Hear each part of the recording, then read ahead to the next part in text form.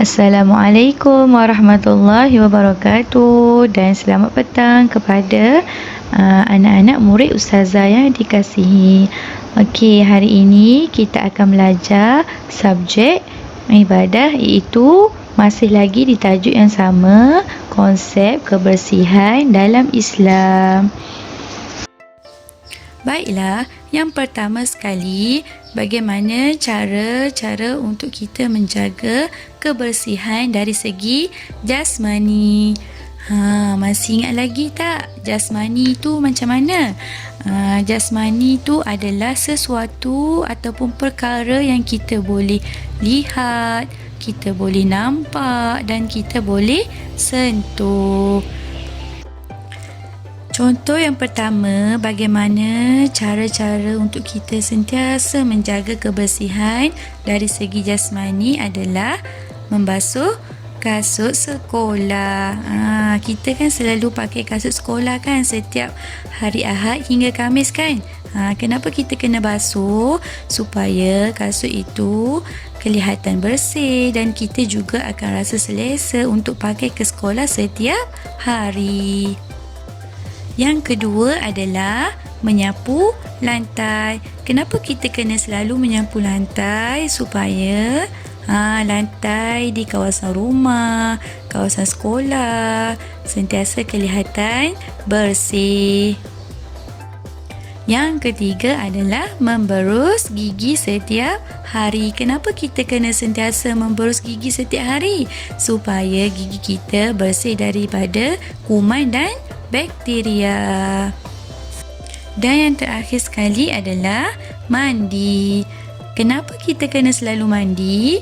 Supaya badan kita sentiasa bersih dan wangi setiap hari. Seterusnya adalah cara-cara menjaga kebersihan dari segi rohani. Apakah maksud rohani? Rohani adalah sesuatu perkara yang kita tidak boleh nampak, kita tidak boleh lihat dan kita tidak boleh pegang. Ianya ada di dalam hati kita. Hanya Allah sahaja yang tahu apa yang ada di dalam hati kita dan tuan kepada badan tersebut. Contoh yang pertama adalah membaca Al-Quran. Dengan membaca Al-Quran, kita tidak akan melakukan perkara yang dibenci oleh Allah. Contoh yang kedua adalah berpuasa. Kenapa kena puasa?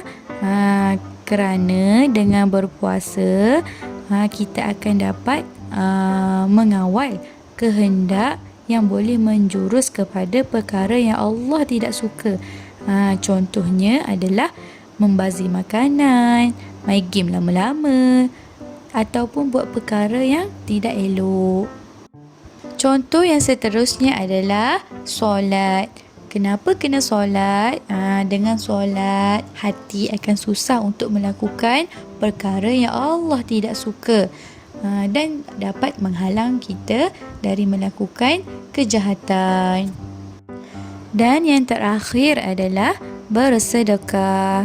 Dengan bersedekah akan dapat membuang rasa sombong dalam diri kita dan akan menjadikan kita sentiasa bersyukur dengan apa yang ada. Tujuan ataupun sebab kenapa kita kena bersuci dalam Islam. Yang pertama sekali adalah supaya tubuh badan kita akan sentiasa sihat.